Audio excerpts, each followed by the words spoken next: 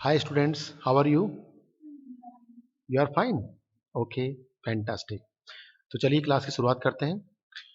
आप सभी का नव्या के एजुकेशन प्लेटफॉर्म पर हार्दिक स्वागत है। और आज हम इंग्लिश ग्रामर में एक नया टॉपिक स्टडी करने जा रहे हैं जिसका नाम है इम्पेरेटिव ट्रांसलेशन। इसे हिंदी में आदेशात्मक वाक्य कहा जाता है। ठीक है।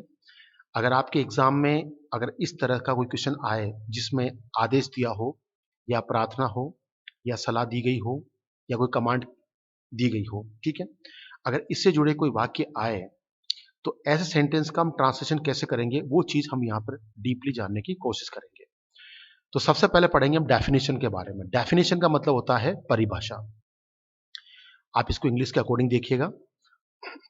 The sentence almost which begins with first form of the main verb is called imperative sentence. इसका मीन्स ये होता है कि जो भी सेंटेंस वर्ब की फर्स्ट फॉर्म से स्टार्ट होता है, ठीक है ना, वर्ब की फर्स्ट फॉर्म से स्टार्ट होने वाले सब जितने भी सेंटेंस होते हैं उन सभी को हम इंग्लिश में इंपेरेटिव सेंटेंस कहते हैं। अच्छा, वर्ब होती है 5 प्रकार की, वो मैंने आपको पहले समझा रखा है। यानी कि first form, second form, third form, fourth form and fifth form. First form, second form, third form तो स्ट्रॉन्ग और वीक वर्ब होती है, लेकिन फोर्थ फॉर्म हमें बनानी पड़ती है। यानी कि आप उसमें आईएनजी लगा दोगे तो फोर्थ फॉर्म बन जाएगी। साथ ही अगर आप प्रेजेंट इंडेफिनिट टेंस यूज कर रहे हैं और अगर आप उसकी फर्स्ट फॉर्म के पीछे एस या ईएस लगा देते तो वो आपकी फिफ्थ फॉर्म बन जाती है। ठीक है। तो ये 5 प्रकार की फॉर्म होती है, लेकिन हम बात कर रहे हैं फर्स्ट फॉर्म की। अगर किसी भी फर्स्ट फॉर्म का पहले स्थान पे प्रयोग किया जा रहा है इंग्लिश के सेंटेंस में तो समझ जाइएगा वो आपका इंपेरेटिव सेंटेंस होगा। अब पढ़ते हैं रिकॉग्नाइज के बारे में कि इंपेरेटिव सेंटेंस होता क्या है, एग्जैक्टली हमें इसकी रिक्वायरमेंट क्यों होती है, यह होता क्या है, इसका स्ट्रक्चर क्या होता है। हम जब इसके स्ट्रक्चर और इसके मैन्युफैक्चर के बारे में बात करेंगे तभी हमको एग्जैक्टली पता चलेगा कि इंपेरेटिव होता क्या है। Actually the sentence which are contained by command, order, request and advice are belong to imperative sentence. इसका मीन्स ये होता है कि बहुत सारे सेंटेंस जो कमांड देते हैं, जहाँ पे फ्रीक्वेंसी मेंटेन होती है, जहाँ पे हम ऑर्डर देते हैं, रिक्वेस्ट करते हैं या किसी को एडवाइस देते हैं, तो इनसे जुड़े जो कंसेप्ट वाले सेंटेंस होते हैं उन्हें हम इंग्लिश में इंपेरेटिव कहते हैं, इंपेरेटिव सेंटेंस कह सकते हैं। ठीक है। और जब भी ऐसे सेंटेंस आएंगे तो उनका ट्रांसलेशन कैसे करोगे उसके लिए हमने एक फॉर्मूला आपके सामने तैयार किया है और वो फॉर्मूला होगा first form of the man verb. यानी कि आप जब भी उसका ट्रांसलेशन करेंगे तो पहले स्थान पे आपको फर्स्ट फॉर्म का प्रयोग करना है। ठीक है। उसके बाद रिमेनिंग एलिमेंट्स, यानी कि उसके बाद जो भी सेंटेंस में दिया होता है, चाहे तो बीच में हो चाहे पीछे दिया गया हो, उसे आपको रिवर्स करते हुए यूज करना है। यानी कि आपको पीछे से उसको ट्रांसलेट करना है और उसी तरह से आप उसको ट्रांसलेशन करके सेंटेंस को डेवलप कर सकते हैं। हाँ, पूछिए क्या पूछना चाहते थे आप। देखिए, ग्रामर के बारे में तो मैं इतना ही कह सकता हूं कि अगर आप बेसिक नॉलेज रखते हैं, यानी कि आपको टेंस और मॉडल का नॉलेज है, तो फिर कोई दिक्कत नहीं है, आप आसानी से बना सकते हैं। लेकिन जो इम्पेरेटिव है इसमें तो आपको बिल्कुल भी ग्रामर की जरूरत नहीं है। आई मीन टू से आपको टेंस और मॉडल है ना, अगर उसका भी नॉलेज नहीं है तो भी चलेगा। आप बिना टेंस और बिना मॉडल के नॉलेज के भी आप ऐसे सेंटेंस को 100% ट्रांसलेट कर सकते हैं। और मैं आपको बताऊंगा कि हम कैसे इसको ट्रांसलेट करेंगे। देखिए, जो इम्पेरेटिव सेंटेंस होता है वो जनरली 4 प्रकार का होता है। पहला होता है फर्स्ट फॉर्म से स्टार्ट होने वाला। दूसरा होता है नेगेटिव फॉर्मेट में, यानी कि जो डोंट से स्टार्ट होते हैं। तीसरा होता है प्लीज और काइंडली से स्टार्ट होने वाला। और चौथा होता है लेट से स्टार्ट होने वाला।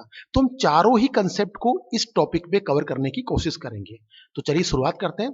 सबसे पहले हम पढ़ेंगे फर्स्ट फॉर्म से स्टार्ट होने वाले इंपेरेटिव सेंटेंस को कि उसका हम ट्रांसलेशन कैसे करेंगे। देखिए, हमारे सामने एग्जांपल है, घर की खिड़की खोलो। हम यहाँ पे किसी को ऑर्डर दे रहे हैं। ठीक है। घर की खिड़की खोलो। तो यहां पे जो अंतिम शब्द है खोलो, वो यहां पे मैन वर्ब है, यानी कि वर्ब की फर्स्ट फॉर्म है। हम इसको पहले ट्रांसलेट करेंगे, यानी कि हम पीछे से चलेंगे। ये तो मैंने आपको शुरू से समझाया है। जब से मैं आपको ट्रांसलेशन के प्रोसेस में लेकर आया हूं, मैं आपको ये चीज समझा रहा हूं कि हम जब भी ट्रांसलेट करेंगे तो रिवर्स से हम रिवर्स होकर घूमेंगे। ठीक है ना। तो इसमें अंतिम शब्द क्या आया, खोलो। तो पहले उसको ट्रांसलेट करेंगे खोलने को। तो खोलने की इंग्लिश होती है ओपन। और हम यहाँ पे फर्स्ट फॉर्म का प्रयोग करेंगे। क्यों? क्योंकि हमारा रूल्स ये बोलता है कि हमें हमेशा फर्स्ट फॉर्म का ही प्रयोग करना है। तो खोलने की इंग्लिश होगी ओपन। फिर हम इसको पीछे से चलते हैं, खिड़की, खिड़की को बोलते हैं द विंडो। और घर की, ऑफ होम। तो यहां पे देखिए, घर की खिड़की एक ग्रुपिंग वर्ड्स है। ग्रुपिंग का मतलब ये कंबाइंड वर्ड है, हमें इसको एक साथ ट्रांसलेट करना पड़ेगा। इसीलिए हमने खिड़की की घर, इसको एक साथ ट्रांसलेट किया the window of home. I hope you understand better. इसके बाद आगे देखिए, इंग्लिश की किताब पढ़ो, इसमें अंतिम शब्द है पढ़ो। पढ़ो ये मुख्य क्रिया है, मैन वर्ब है, इसीलिए हम इसको पहले ट्रांसलेट करेंगे, यानी कि पढ़ने को बोलते हैं रीड। आगे किताब द बुक की ऑफ इंग्लिश, इंग्लिश हमने इसको रिवर्स कर दिया पीछे से, आपको पीछे से रिवर्स करना है। इसके बाद तीसरा सेंटेंस देखिए, रफ्तार से इंग्लिश बोलो, धारा प्रवाह इंग्लिश बोलो। तो यहां पे बोलने को बोलते हैं इंग्लिश, सॉरी बोलने को बोलते हैं स्पीक, तो हमने यहां पे स्पीक का प्रयोग कर दिया। ठीक है, स्पीक के बाद इंग्लिश, उसके बाद रफ्तार से यानी फ्लुएंटली। ओके, अब आप देखिए, आपके दिमाग में क्वेश्चन चल रहा होगा कि सर आपने यहां पे सब्जेक्ट का प्रयोग क्यों नहीं किया। देखिए, जब भी इंपेरेटिव सेंटेंस का ट्रांसलेशन करेंगे, हमेशा आपको ध्यान रखना होगा कि यहां सब्जेक्ट साइलेंट होता है। आपको कभी भी सब्जेक्ट का और हेल्पिंग वर्ब का कभी भी प्रयोग नहीं करना है, क्योंकि इंपेरेटिव सेंटेंस हमेशा सब्जेक्ट को और हेल्पिंग वर्ब को इग्नोर करता है, और हमें कभी भी इनकी रिक्वायरमेंट नहीं होगी। हमें डायरेक्टली सेंटेंस की शुरुआत, उसकी बिगिनिंग फर्स्ट फॉर्म से करनी है। इस चीज का आपको विशेष तौर से ध्यान रखना है। Is that clear?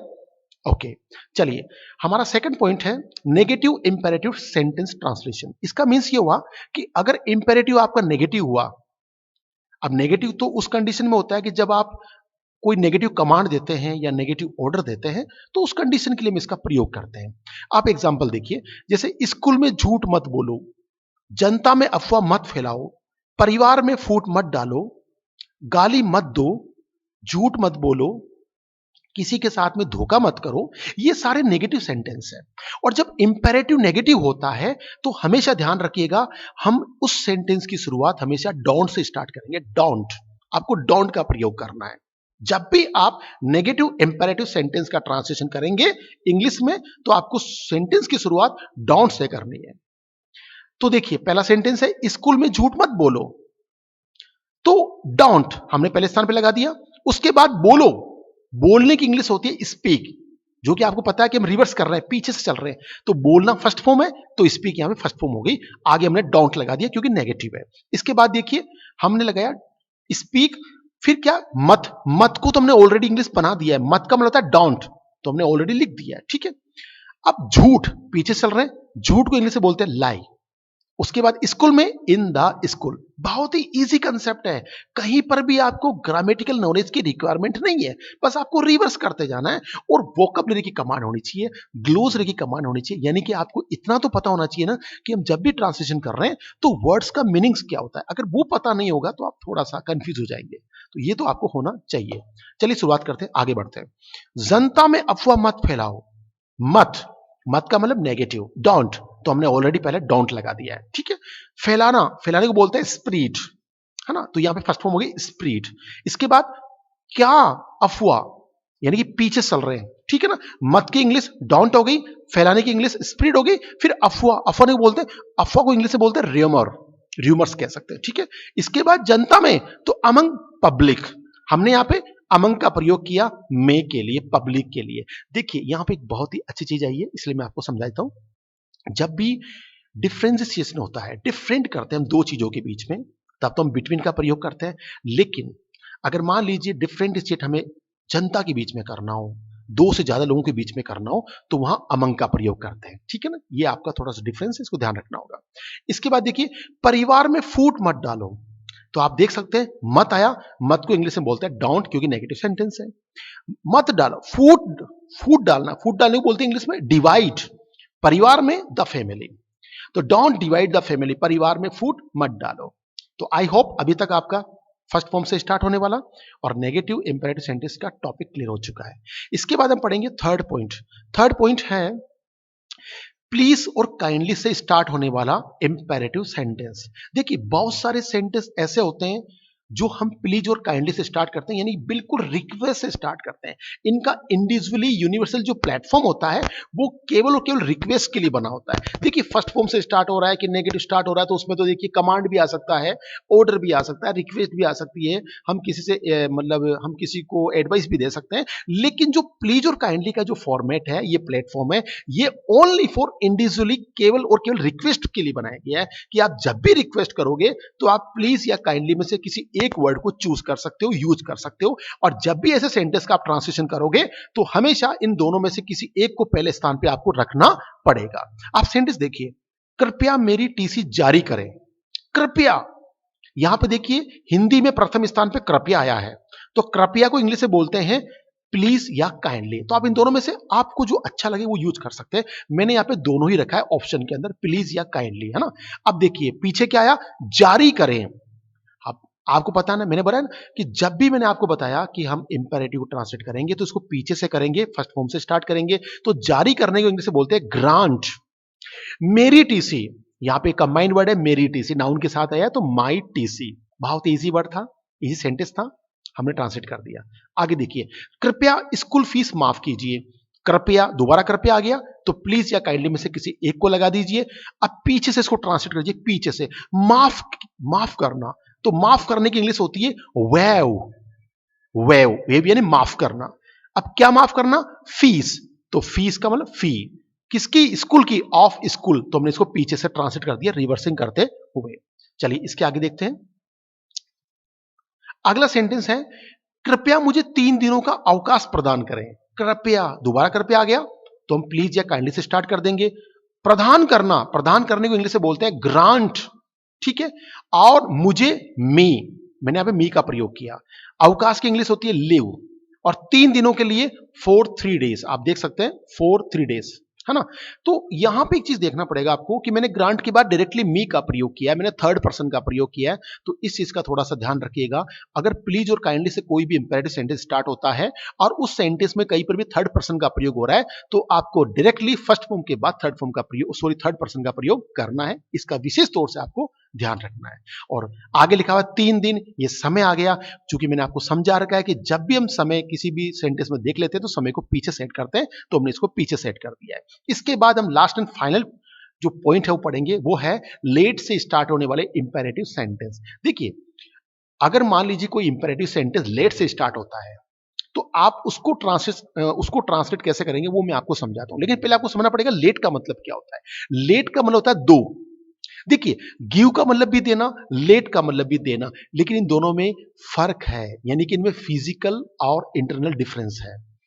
जो गिव होता है उसका मतलब रियलिटी में देना होता है किसी एक थिंग्स का, या कोई एक से ज्यादा थिंग्स है उसे हम वर्बली, या उसे हम वर्चुअली नहीं, वर्बली देते हैं, एक हाथ से दूसरे हाथ में देते हैं, तो वहां पे हम गिव का प्रयोग करते हैं, उसका मतलब देना होता है। लेकिन लेट का मतलब भी देना होता है, लेकिन ये ओनली फॉर वर्चुअली यूज किया जाता है। इसे आप कैसे यूज करोगे मैं आपको दिखाता हूं, आप एग्जांपल देखिएगा। जैसे मुझे भीड़ में बोलने दो, है ना, हमें घर पर जाने दो, उन्हें फिल्मों में काम करने दो, मुझे सोचने दो, मुझे अकेला रहने दो, मुझे जीने दो। आप देख रहे हो इनमें दो दो दो आ रहा है। ये दो कोई देना नहीं है, हम कोई आइटम नहीं दे रहे हैं किसी को। यहां पे ये वर्ड एक कंसेप्ट को क्लियर कर रहा है। इस दो को हमने इंडिविजुअली एक अलग अलग प्लेटफॉर्म दिया है, इसकी इंग्लिश होगी लेट, है ना।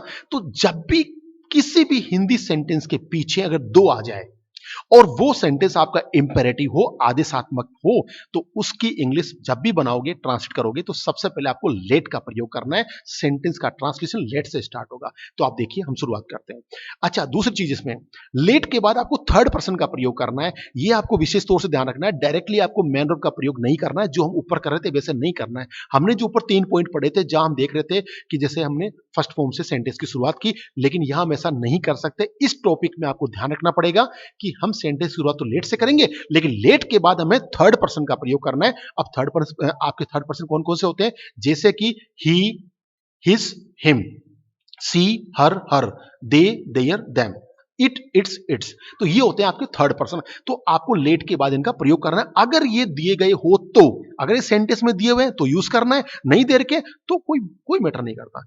सेंटेंस देखिए, मुझे भीड़ में बोलने दो, दो आ गया, दो की इंग्लिश होगी लेट। अब यहां पे आया मुझे, तो ये मुझे क्या हो गया, पर्सन हो गया। क्या हो गया, ये पर्सन, यानी कि ये फर्स्ट पर्सन है, कोई दिक्कत नहीं, चलेगा। लेट आ गया, लेट मी, तो हमने यहां पे पर्सन को यूज कर दिया, लेट मी।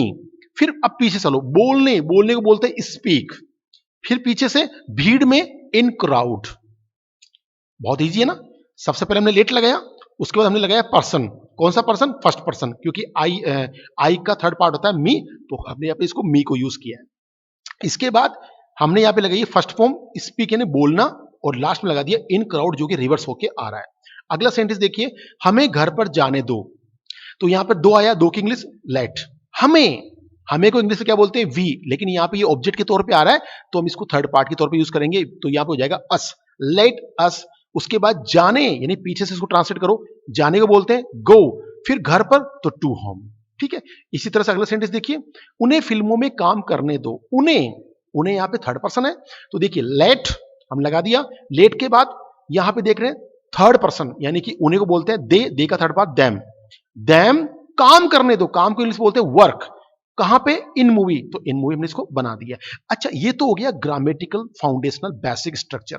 लेकिन आप चाहते हो कि मैं इसको कन्वर्ट करके बनाना चाहता हूं, तो आप इसको कन्वर्ट भी कर सकते हैं। हमारे पास में एक अल्टरनेटिव ऑप्शन भी है। कैसे करोगे, मान लीजिए आप चाहते हो कि लेट का कोई सेंटेंस है और आप उसको लेट से नहीं बनाना चाहते हो, या आपकी थोड़ी सी कंफ्यूजन चल रही है, तो मैं एक ऐसा फॉर्मूला बताता हूं जिसके द्वारा आप इजीली इसको एक सेकंड फॉर्मेट में ट्रांसलेट कर सकेंगे। इसका मीनिंग्स भी वो का वही रहेगा और इसका ट्रांसलेशन इजी हो जाएगा। देखिए शुरुआत करते हैं, मुझे भीड़ में बोलने दो, let me speak in crowd. आप ऐसे भी लिख सकते हो, और चाहो तो लेट मी को हटा करके आप वी शुड भी लगा सकते हो। Let me, let us, let them, इनको चेंज करते हुए, इनको रिप्लेस करते हुए आप डायरेक्टली इनकी जगह वी शुड का प्रयोग कर सकते हैं। जैसे we should speak in crowd, we should go to home, we should work in movie. आप देखिए, हमें भीड़ में बोलना चाहिए, हमें घर जाना चाहिए, हमें मूवी में काम करना चाहिए। तो हमने जो पहले लेट से बनाया उसका और इसका दोनों का मीनिंग्स एक ही है, यूसेस एक ही है, बस हमने वर्ड्स को रिप्लेस कर दिया है इजी बनाने के लिए। तो आप इसको इजी भी बना सकते हो। तो उम्मीद करता हूं कि ये इंपेरेटिव टॉपिक जो कि मैंने 4 कंसेप्ट के साथ समझाया, ये आपको अच्छी तरह समझ में आ गया होगा। अगर फिर भी कोई डाउट है तो आप मुझसे पूछ सकते हैं। है कोई डाउट आपका? आपको कोई डाउट है? Okay, thank you so much.